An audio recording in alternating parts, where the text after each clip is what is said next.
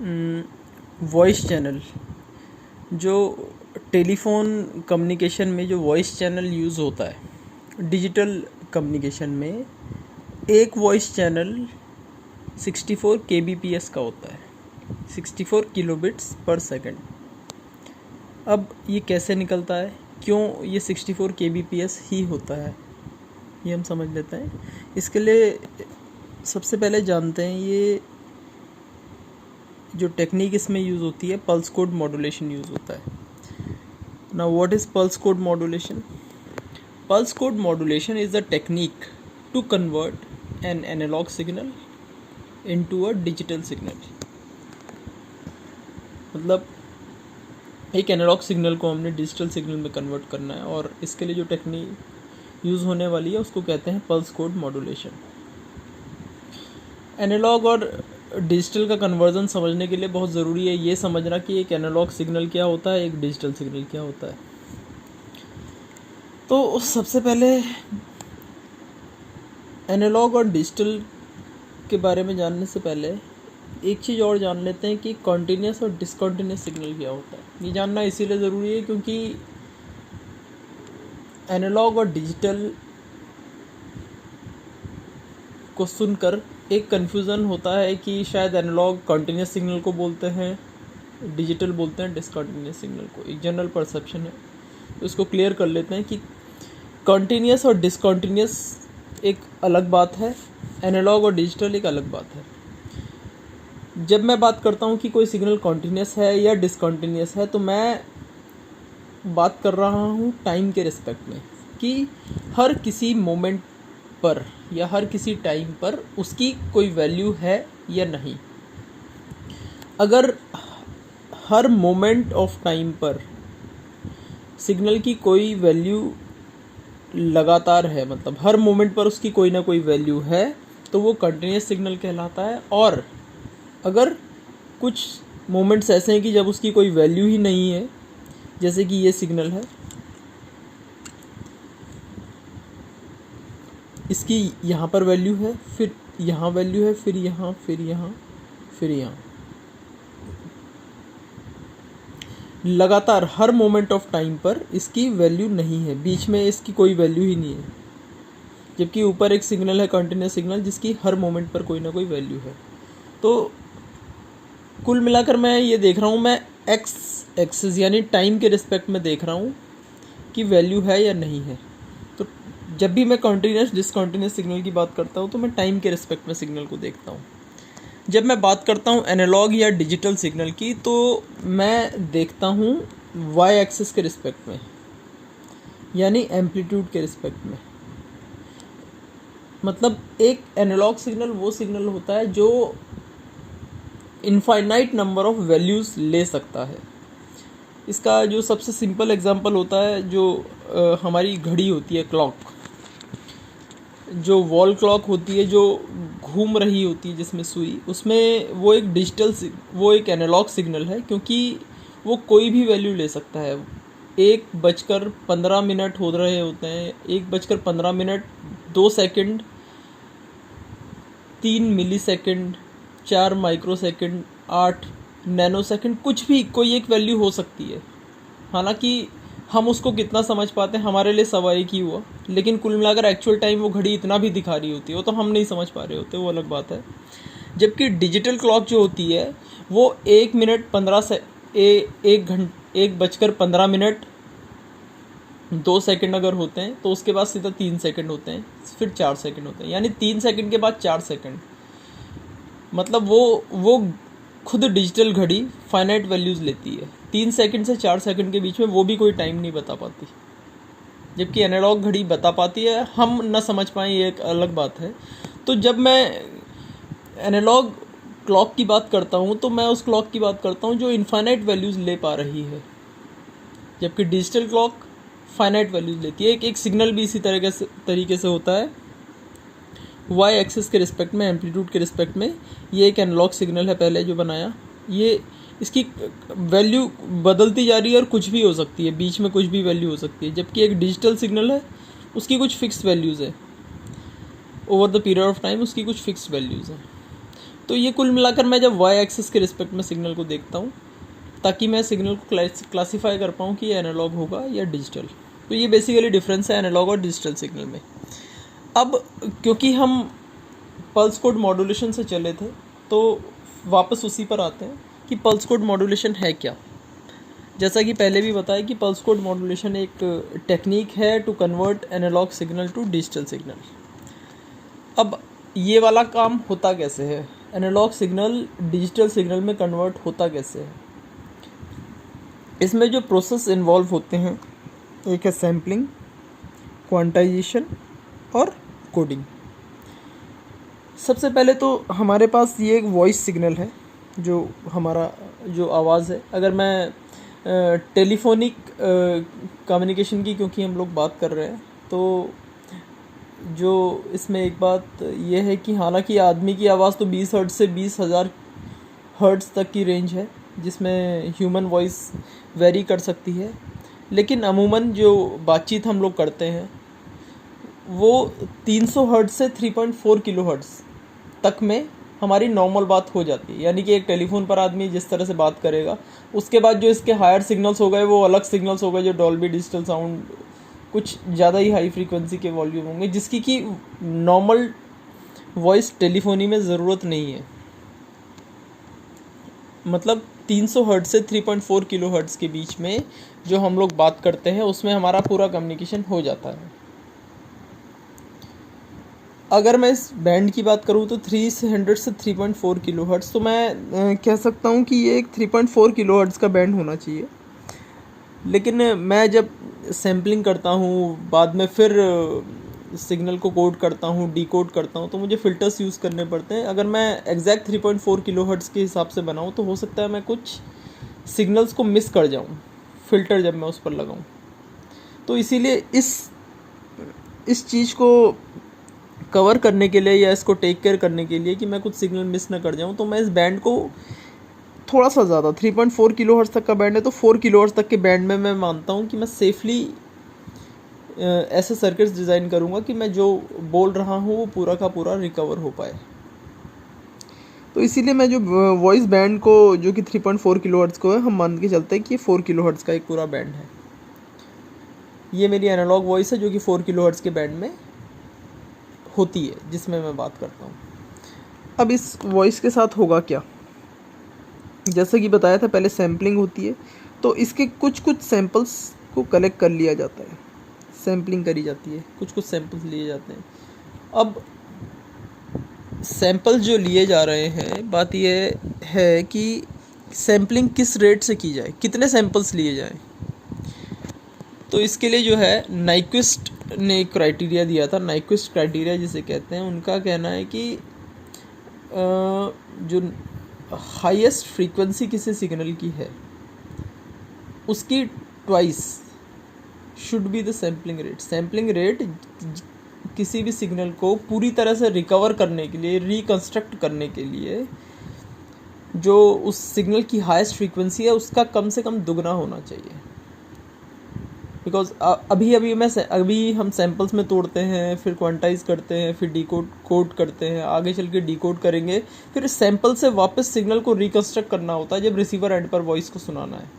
तो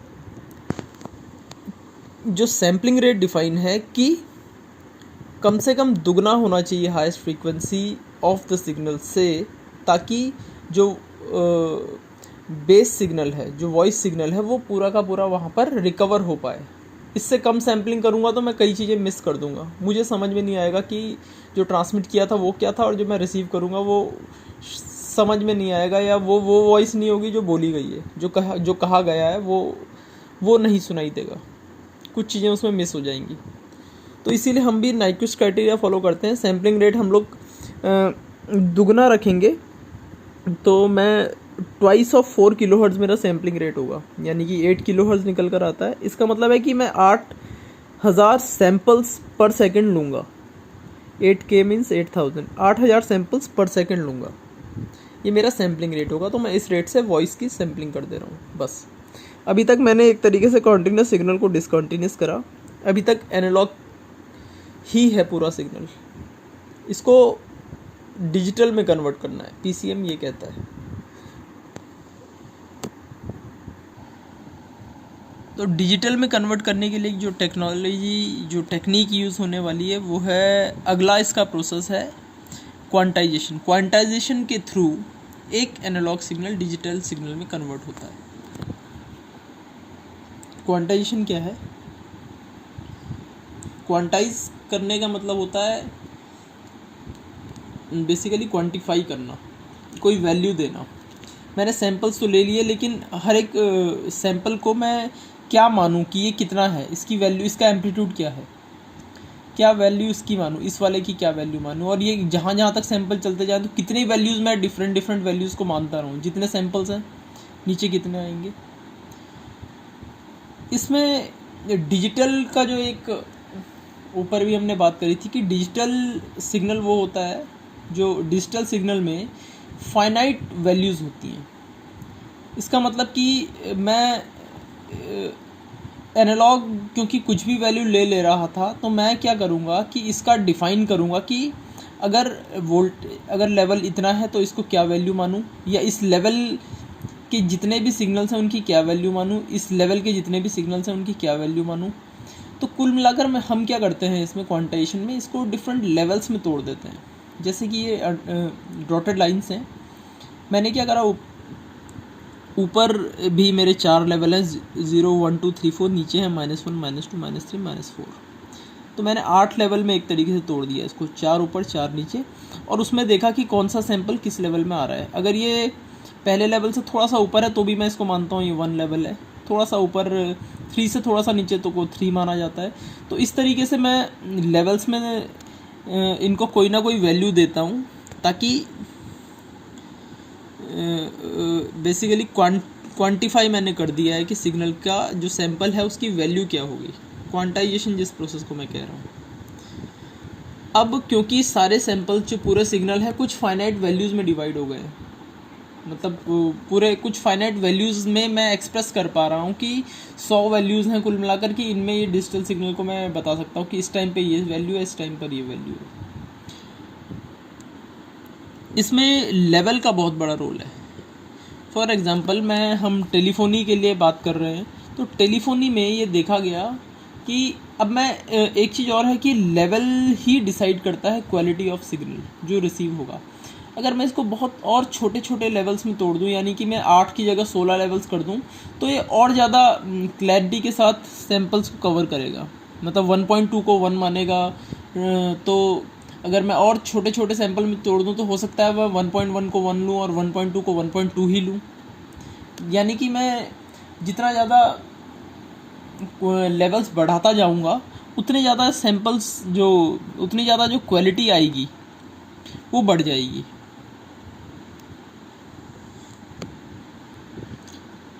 जितने ज़्यादा सैंपल्स होंगे जितने ज़्यादा लेवल्स होंगे उतने ज़्यादा वैल्यूज़ में मैं इस सिग्नल को डिफ़ाइन कर पाऊँगा, यानी कि मैं उतनी ज़्यादा बारीकी से उसको कह पाऊँगा। इसका कुल मिलाकर जो असर पड़ता है वो क्वालिटी पर पड़ता है। जैसे फॉर एग्ज़ाम्पल जैसे मैं टेलीफोनी की बात करता हूँ, तो टेलीफोनी में डिसाइड किया गया कि उस वक्त डिसीजन हुआ होगा या स्टैंडर्ड बनाया गया होगा कि कितने लेवल्स रखें कि वॉइस की क्वालिटी भी आए और कोई एक तो मैसेज कोई मिस ना हो। ऐसा ना हो कि मैं इतने कम लेवल्स रख दूं कि असली बात ही मेरे से छूट जाए। या ये भी तय किया गया कि क्वालिटी मतलब हो सकता है, इसका मतलब तो मैं ये चाहूँगा कि मैं इनफाइनाइट लेवल्स रख दूं या बहुत ज़्यादा लेवल्स रख दूं ताकि बहुत अच्छी क्वालिटी आए आवाज़ की। ये किया जा सकता था। मैं वैसे बता रहा हूँ आपको कि टेलीफोनी में फाइनली 256 लेवल्स पर पहुँचे हम लोग कि 256 लेवल्स होने चाहिए थे, पर लेकिन बात यह है कि 256 ही क्यों, 512 रख लेते, 1024 रख लेते और अच्छी क्वालिटी आती। तो ये भी तय किया गया कि कितने लेवल रख लेने पर सफिशेंट क्वालिटी आए, क्योंकि मैं लेवल तो बढ़ा दूँ तो उसके हिसाब से मेरे सर्किटरी की कॉस्ट बढ़ जाएगी। तो हो सकता है मैं जो आज बिल्कुल फ्री में बात कर पा रहा हूँ क्योंकि मेरे सर्किट्स की कॉस्ट निकल जा रही है, हो सकता है कोई मुझे और अच्छी क्वालिटी दे लेकिन मुझसे बोले कि अब 1000 रुपये में ये बिल आएगा, बिल बढ़ जाएगा आपका। तो हो सकता है मैं भी ना तैयार हूँ क्योंकि फ़ोन पर मुझे बात ही करनी है। ऐसा नहीं है कि मुझे कोई बहुत अच्छा गाना, कोई बहुत टॉप क्वालिटी का सुनना है कि मुझे लगे कि मज़ा नहीं आया। इसी वजह से ये तय किया गया है कि कितने लेवल्स में तोड़ दें इसको कि पूरा मैसेज भी ट्रांसफ़र हो जाए ठीक ठाक क्वालिटी के साथ, चाहे बहुत ऐसी क्वालिटी ना मिले कि बिल्कुल हम समझें कि कोई नॉइस नहीं आ रहा है, कुछ नहीं आ रहा है, बिल्कुल कोई बिट मिस ऐसी नहीं हो जा रही है कि कोई ऐसी बिट नहीं मिस हो रही है कि जिससे कोई ख़ास फ़र्क भी ना पड़ता हो। जैसे जब हम गाना सुनते हैं तो हम चाहते हैं हमें एक एक बीट सुनाई दे, एक एक बारीकी से समझ में आए क्या क्या गाना चल रहा है। और इसी वजह से जैसे हम अभी देखेंगे, क्योंकि ये 64 kbps का चैनल बनता है, इस 256 लेवल में जब डिवाइड करते हैं तो जब हम गाना डाउनलोड करते हुए हमारे पास ऑप्शन आते हैं, एक 64 kbps आता है, 256 kbps आता है, तो जो जितना हायर kbps आता है उसकी क्वालिटी बेटर होती जाती है। कुल मिलाकर उसमें लेवल्स बढ़ा दिए जाते हैं, इसीलिए जो बोला गया है वो उतना ही अच्छा सुनाई देता है ना। तो ये तो क्वांटाइजेशन का प्रोसेस हो गया। अब जो तीसरा प्रोसेस इसका था कोडिंग का। अब हमने क्वांटाइज तो कर दिया, हमने लेवल डिसाइड कर दिए। जैसे अब हर लेवल को ये जो ट्रांसफ़र होगा वो 0-1 की फॉर्म में ही होगा, 0-1 की फॉर्म में होगा। अगर मैं 256 लेवल्स को ट्रांसफ़र कराना चाहता हूँ तो मैं देखूँगा मेरे को कितनी बिट्स लग जाएंगी। फॉर एग्जांपल अगर मैं इनको 8 लेवल में तोड़ा है, जैसे यानी 8 डिफरेंट लेवल हैं, 8 डिफरेंट लेवल जो होते हैं वो 3 बिट्स से डिफाइन हो जाते हैं। 2⁻³ = 8। मतलब जैसे फॉर एग्जांपल भी लिया, 8 लेवल के लिए 0 1 2 3 4 5 6 7 होगा, और 0 डिफाइन करेंगे 000 से, 001 117। इस तरीके से हर लेवल को एक कन्वर्ट कर दिया हमने कोड में। ये 0 है, ये 001 है, 010 है। ये जो बिट्स में कन्वर्ट कर दिया लेवल्स को, this is called coding. We have coded every level. There is a particular code corresponding to each level quantized during the process of quantization। अगर 8 लेवल है तो 3 बिट्स से काम हो जा रहा है हमारा। 16 लेवल्स होते तो हमें 4 बिट्स लग जाती, 2⁻⁴। इसी तरीके से, क्योंकि अभी जैसा हमने बात करा कि टेलीफोनी ने डिसाइड करा कि यार 256 लेवल सफिशेंट होंगे कि टेलीफोनी के लिए जो क्वालिटी और वॉइस की चाहिए उसके लिए। तो 256 लेवल में जब मैं गया तो देखा कि मुझे 8 बिट्स की ज़रूरत पड़ रही है 256 लेवल्स को एक्सप्रेस करने के लिए। 2⁸ = 256। तो कुल मिला के मैं जब एक वॉइस चैनल